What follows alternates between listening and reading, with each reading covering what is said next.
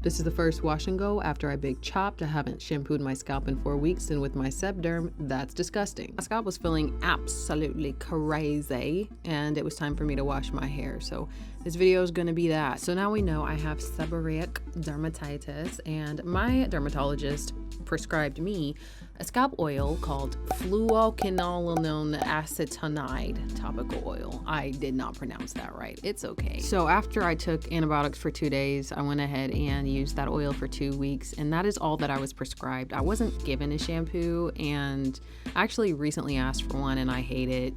My symptoms hadn't gotten to the point where my scalp was absolutely feral, and the shampoo is mad drying. I just don't see a good future with it, and frankly, I was fine before I was using it because the oil did wonders. So that's my go-to treatment for now. Going 3 weeks with seborrheic dermatitis is crazy. It's actually mad irresponsible. There's so much sebum on my scalp. That's not just sebum, babe. That's yeast. Malassezia yeast to be exact, and it's actually not hard for me to maintain anymore. I just do my hair a lot. Shit.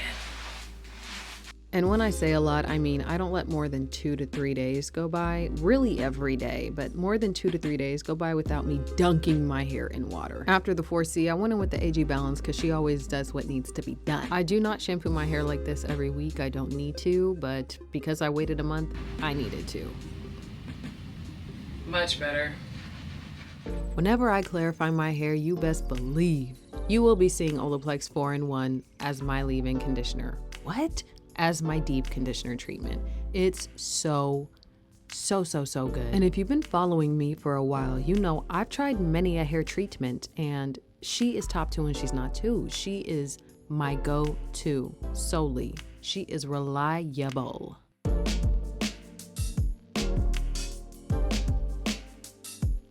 So I let that sit in my hair for like an hour, then I came back and rinsed it out. My hair felt immaculate. I'm trying to tell you, it felt so good. Ooh, soft.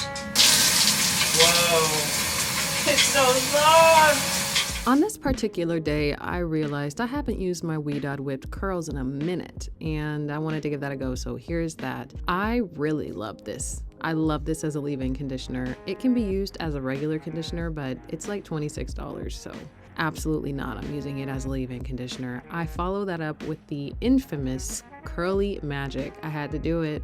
I really just wanted to revisit it. It's been so long. And honestly, yeah, I remember why I stopped. So this is not a bad product by any means. It's not a bad product. I just don't like it anymore. If you go back and watch my old videos, you'll see I was very much a fan. Before I big chopped and started this whole entire journey, I used nothing but custards and leave-in conditioners and curl creams.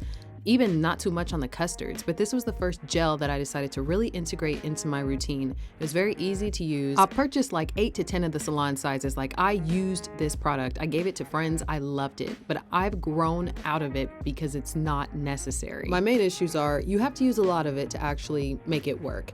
Secondly, it takes 10 years to dry, and then 10 business days after that.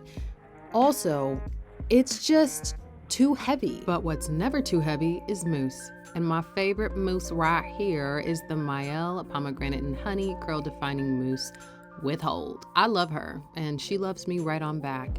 Crazy part is I could have just used the mousse by itself, but I really still have a salon size of the Uncle Funky's, and I was like, let me use this and see if I like it again. But what I will always like is a good mousse. This is one of my favorite mousses. I never actually chose my favorite mousse products from my mousse only wash and go routine, but I can always revisit that because I still have plenty of mousse, and now that my hair is really short and mousse dries really fast, I will be using a lot more mousse. So I'm doing the same thing in every single section. I'm separating, and then I'm adding more water to the leave-in conditioner on my hair just to awaken my hair again, adding more of the Uncle Funky's Daughter in sections, and just smoothing that through while separating at the same time, separating and smoothing, raking a little bit, and doing that whole didgeridoo. Now, you might be thinking, she does this every day, she does this every few days. I absolutely do not. Well, not this exactly. See, at this time, I wanted to see how much of my old wash and go could go into my current new routine. hence the using the Uncle Funky's Daughter along with the mousse and a leave-in conditioner, so 3 products. At this point in time, I wasn't really interested in doing my hair so often, and I did still want to see about making my wash and goes last, but I wasn't trying to diffuse my hair. I wasn't trying to sit under the hooded dryer. I wasn't trying to do any of that, and I wanted to see if it would be annoying or irritating for me to air dry with this, or I could sit under the hooded dryer for about 20 minutes and see how long it would take throughout the week for my scalp, if at all, to get irritated by my regular schmegular old wash and go routine of stacking the products on this way. So me basically going back and doing an older routine, one very similar to the routine that I would have done a couple years ago, really just enlightens me on what I like now versus what I liked then. And one thing that I don't like now that I loved then was that my hair felt weighed down by the Uncle Funky's Daughter gel.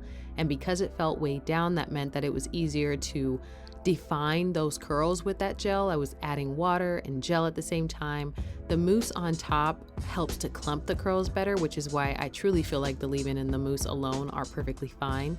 But there was an elongation of the curls that I didn't realize that I absolutely loved about that gel, and now I just do not. I'm really just no longer seeking the hold and elongation that gels give to our hair, and I'm mostly just seeking moisture.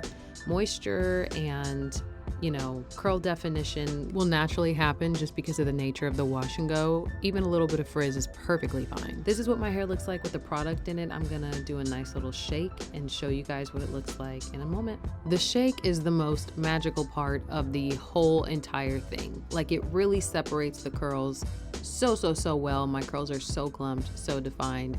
But even now, I'm looking at my hair and I'm like, this gel was so, I don't know, it would make my curls stick together, and I would end up trying to separate my hair after my hair was all said and done and dried, when in reality they wouldn't stick together like that if I just used like a leave-in conditioner and some mousse. So to summarize, overall my hair looked really good, but my curls definitely look different when there's just a leave-in conditioner or just a conditioner left in my hair. My curls are a bit more elongated, they're a bit more chunky when I use a gel like this, and that's fine, but it's actually kind of inconvenient because of all the work it takes to actually get the gel to do what it's supposed to do. When you're not using enough, it kind of looks a mess.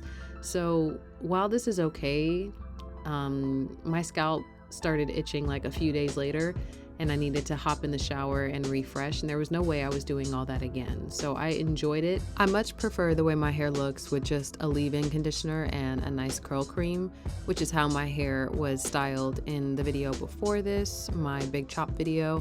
It just had, a leave-in conditioner and a curl cream, and the curls were very coily and shrunken, and I loved that. But this is cute too.